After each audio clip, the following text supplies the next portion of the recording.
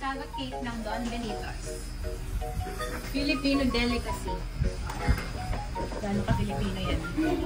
Meron din kayong ano, iba pa. Pero wala mo lang. Meron din kaming inclusion ng pichi-pichi and intact. Anong intact? Intact pa rin.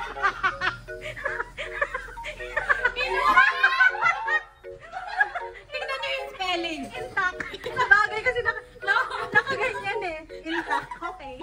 Okay. Justified. Oh, slice na natin. Tikman na natin. Ano ba ito? Kaling diagonal. Diagonal pa. With a square root of 4. Ang sarap! Napaman! Nakatikim ka na niyan, Elgin? Oo naman. Pero natikman niya sa Maynila kaya hindi mo. Dito lutong Pampanga. Luto ako, hindi ko pa. Intact. Ayun, Sige. pwede mo yung pizza. Kaya ka ng intact mamaya. Okay. Ikaw muna kaya. Sabay tayo. Sabay tayo kakain.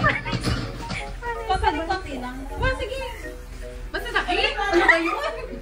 Baka hindi mo malasahan. Ayan. Ayan, guys. Sige, ikaw muna. Reaction.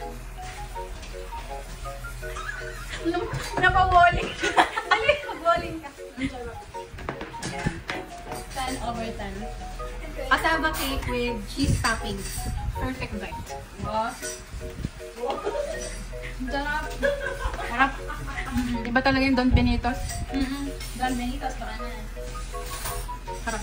Nam-nam.